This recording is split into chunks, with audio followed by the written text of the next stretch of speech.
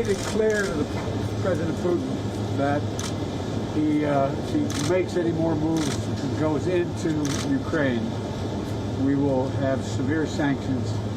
We will increase our presence in Europe with our NATO allies, and it will be a heavy price to pay for it.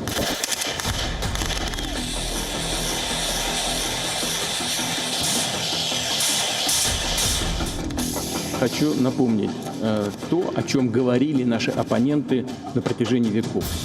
Россию нельзя победить. Ее можно только развалить изнутри.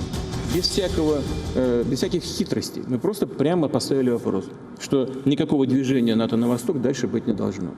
Мяч на их стороне, они должны нам что-то ответить. Твердо и последовательно отстаивали наши национальные интересы, безопасность страны и граждан.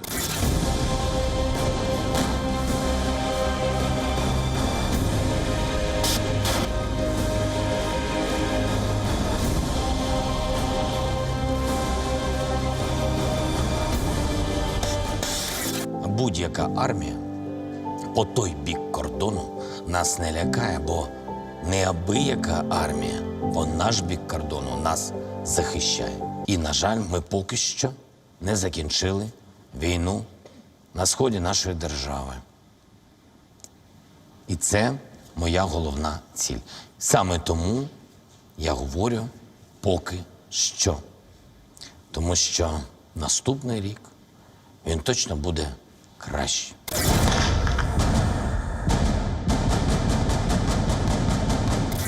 Für die Sicherheit in Europa ist darüber hinaus die transatlantische Zusammenarbeit unverzichtbar. Mit Blick auf die Ukraine stellen sich uns hier heute neue Herausforderungen. Die Unverletzlichkeit der Grenzen ist ein hohes Gut und nicht verhandelbar. What we've got to do is to make sure that everybody understands the cost of miscalculation on the borders of both Ukraine and Poland would be enormous. The very first call is on Russia to de-escalate, but we are also prepared for any increasing aggression from Russia's side. And the message is very clear. Should Russia take further aggressive actions against Ukraine, the costs will be severe and the consequences serious.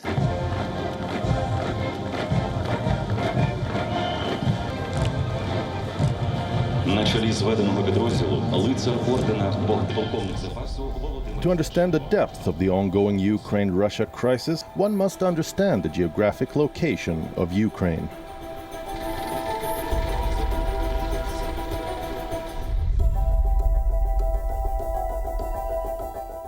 Located in Eastern Europe, Ukraine is the second largest country by area in the continent after Russia, its arch-enemy that lies to its east and northeast. In the north, Ukraine shares its border with Belarus, Moldova and Romania to the southwest, and Hungary, Slovakia and Poland to the west.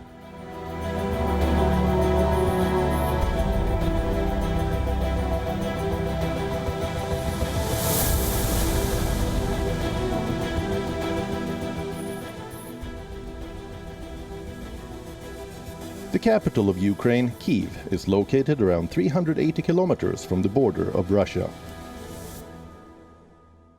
In the south, it has a coastline along the Sea of Azov and the Black Sea, where multiple military drills are being carried out by both Russia and Ukraine.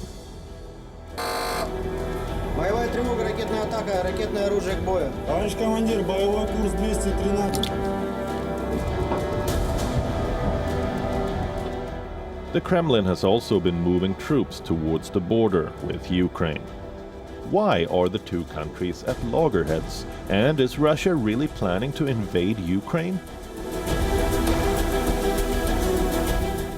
This is a crisis that has actually been created by the Russian Federation as a way of initiating negotiations with the United States, with Washington, in order to rearrange the security arrangements that were put in place after the Second World War. This is the goal. So you could say that Putin has actually created a fire, and then he comes along as the fireman to put it out. This is the first point. Russia doesn't want Ukraine to be part of the group of countries that we would call the West. It wants Ukraine to remain as part of what Russia views its sphere of influence. That is, those countries that were part of the former Soviet Union. Ukraine now for many years has been trying to further its integration with the Euro-Atlantic structures, namely NATO and the EU. This is partially because they want to improve their economic situation. They want to develop a more democratic rule of law, fundamental rights and freedoms on the one hand, which is a good thing. On the other hand, the reason why Ukraine has been pushing to integrate with NATO is because of the threat that has been emanating from Russia.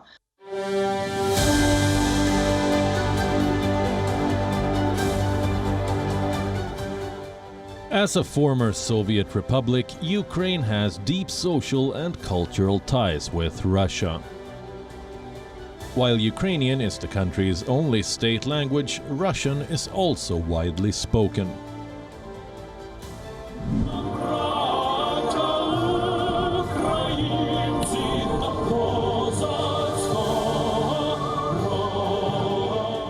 While hostilities between the two nations have simmered for years, tensions are now escalating.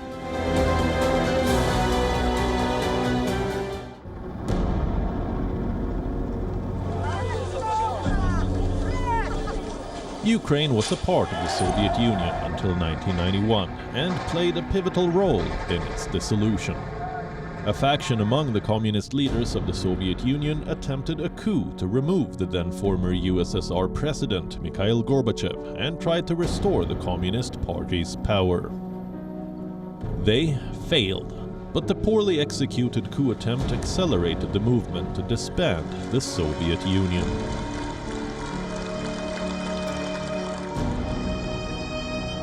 The Soviet Union, whatever its long-term chances were, was not destined to go down when it did.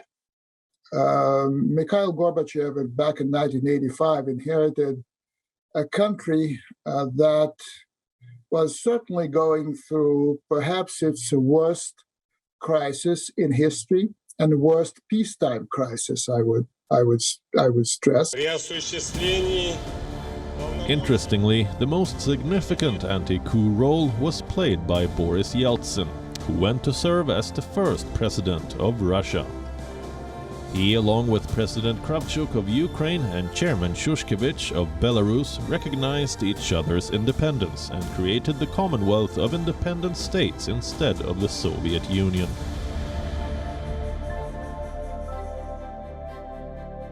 In many ways, Eastern Ukraine and Western Russia were the cultural, economic, and sort of political heartland of the Soviet Union. Out of all of the USSR's general secretaries, a disproportionate number either had some roots in Ukraine or had grown up in Ukraine or had other connections to the territory. The leaders of the Soviet Union had long agreed that the Union would not make sense without Ukraine. So when independence movements sprung up across the country, largely driven by dissidents, by dissidents from intellectual communities, but also sort of, liberal nationalist strains of dissidents. And when Ukraine decided that it wanted to leave the Union, it was a pretty easy choice that the Union would be dissolved then.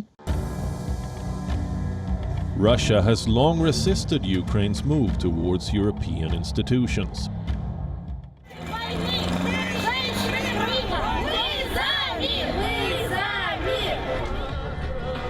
Nearly 8 years ago, when Ukrainians removed their pro-Russia president Viktor Yanukovych in 2014, Russia seized and then annexed the southern Crimean peninsula from Ukraine.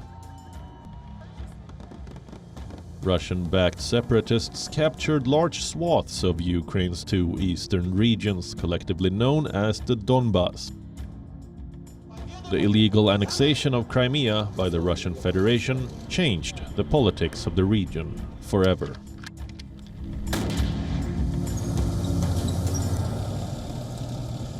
When we go back to 2014 and ask ourselves, why did Russia annex Crimea? I mean, it happened during a period where Ukraine was heading to sign an association agreement with the European Union, with the then leader of Ukraine, Mr. Yanukovych. Actually, that signature never happened. Eventually, Yanukovych was pushed out of power. He fled the country, but not only after many people died, actually, on Maidan unnecessarily.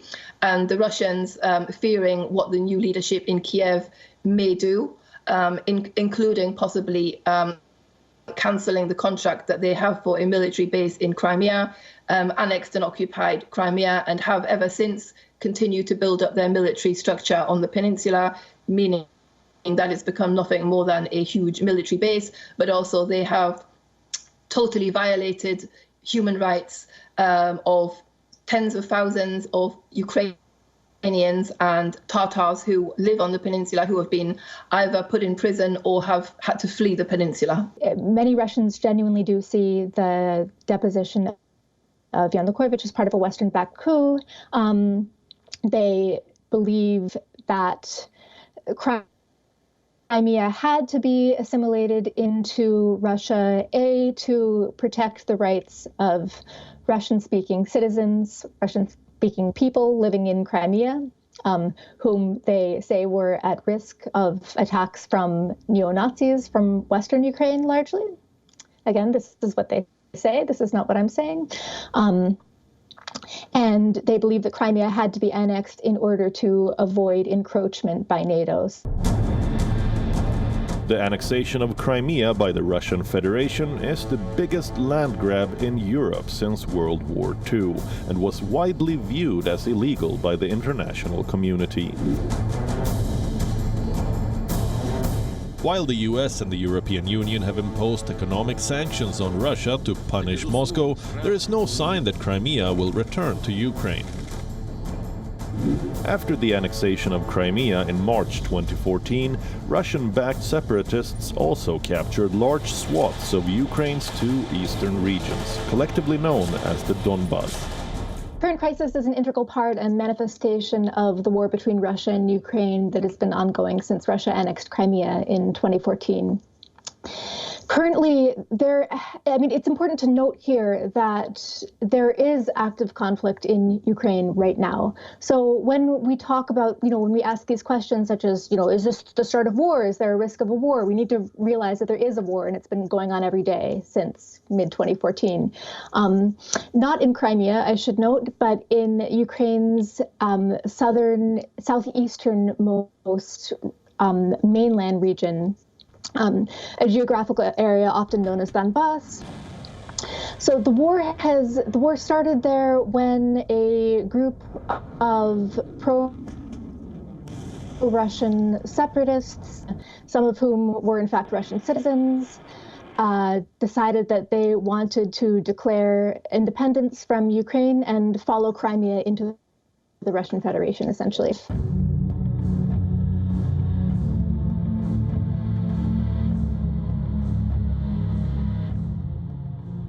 Remember the Malaysian Airlines flight that crashed in July 2014, killing 298 people, including 80 children?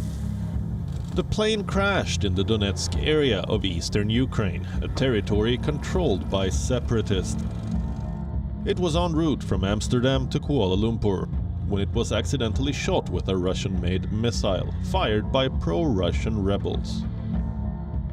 Determined to preserve the pro-Russian revolt, in August 2014, the Russian army overtly invaded eastern Ukraine. That this isn't simply a case of 100,000 or so Russian troops encircling Ukraine. So on a daily basis, there's fighting along a front line within eastern Ukraine that is a heavily populated area to this day. And along that front line, there are perhaps 40,000, 50,000 Ukrainian troops. Some sources say much more, and roughly 40,000 separatist troops, which are led, armed, and in some cases staffed by the Russians, but which consist mostly of Ukrainian citizens. So again, this isn't a case of Ukraine simply being this peaceful country that's surrounded by enemy troops, but there's a more complicated sort of micro conflict here. Over the years, the Donbas conflict has transitioned to a stalemate. Major fighting between separatist groups and Ukrainian forces ended with an agreement in the Belarusian capital of Minsk in 2015. But shelling and skirmishes still occur regularly, killing hundreds of soldiers and civilians.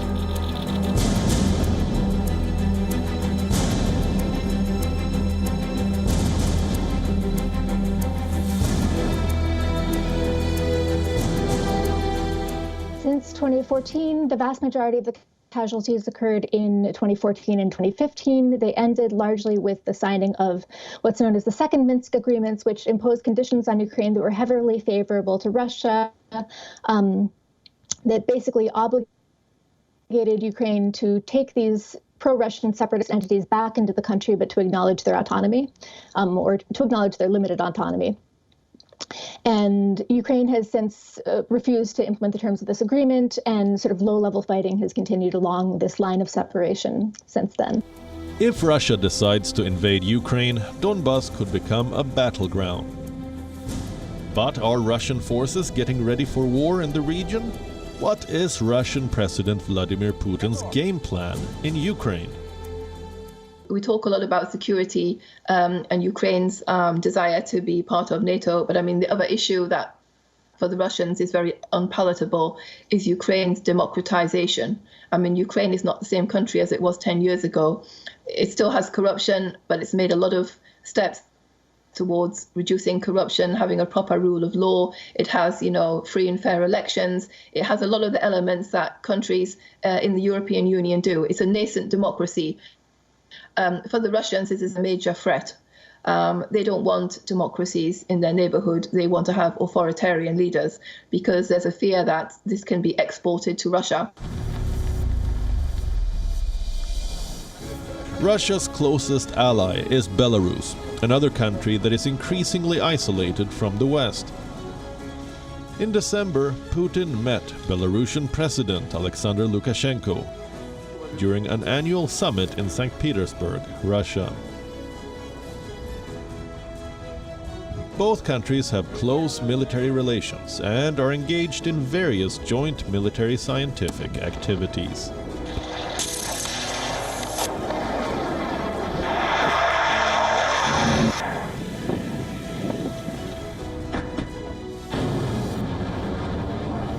Belarus, since the botched presidential elections in 2010 and the awful crackdown by President Alexander Lukashenko, has largely become a Russian protectorate. So Belarus, one could say that Russia could use Belarus at this point as, as an instrument to put pressure on Ukraine, to sort of rattle Ukraine with the threat of, troops crossing the border from another direction. According to a U.S. intelligence study, Russia could start a military offensive in Ukraine in a matter of months, as early as March 2022. The findings say Russia may attack with 100 battalion tactical groups, which is twice the scale of forces it built in the region last year. On the other hand, the NATO has signaled support for Ukraine in face of threats from Russia. The US has also said it would send reinforcements. Although Ukraine's armed forces are heavily outnumbered and outgunned by Russia's, backed by the West, they are fully capable of putting up a resistance. Ukrainians are feeling robust and are ready to take up arms again and fight against any Russian troops that will cross the border and push back, even though obviously this would be very difficult. Ukrainian military is not the, military it was back in 2014. It has changed a lot then. It was rather a motley crew back then. It's become battle hardened. They know how to fight. They've had training. This is because they've been fighting against the Russians for the last God knows how many years. This is the village of Crimea in eastern Ukraine. The village was liberated from separatist control in October 2014. It is at the front line of Ukraine's war against Russian-backed forces in the Luhansk region. Ukrainian soldiers say they will not concede an inch. Я вам так скажу, мы настроены на то, что... I will tell you the following. We are determined to stand firm. We will not give up our country. We fought for independence for a long time. Ukraine is independent for 30 years and will remain so for hundreds of years. So Russian aggression is nothing for us. If they show off their muscles and rattle their sabers, then it's unlikely they will attack. If someone wants to attack, he does it covertly.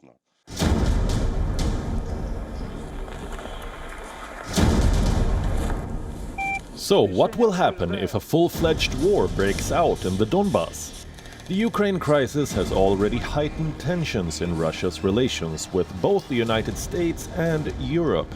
But what are the global implications? Will it snowball into a broader conflict?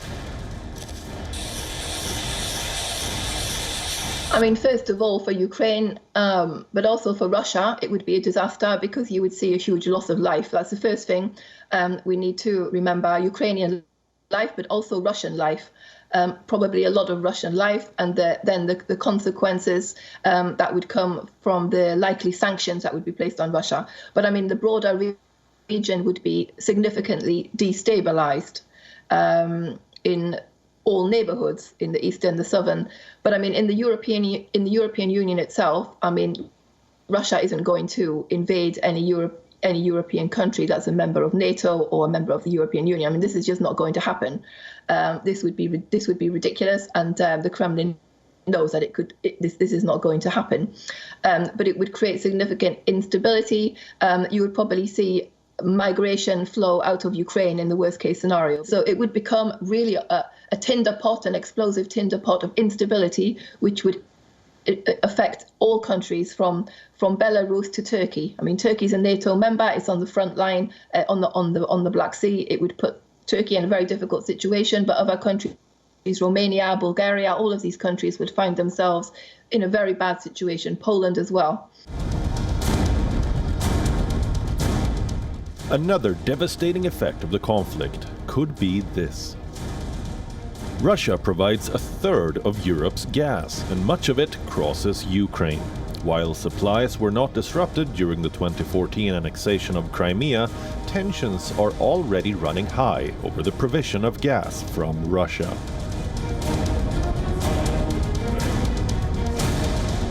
Possible that the Russians could decide to turn off the gas to Europe. This would be a major crisis if this was to happen. It wouldn't be the first time the Russians have turned off the gas, but it's certainly a weapon that they have in their toolbox. And if Russia renews its aggression toward Ukraine, it would certainly be difficult to see gas flowing through it in the future. So some may see Nord Stream 2 as leverage that Russia can use against Europe. In fact, it's leverage for Europe to use against Russia.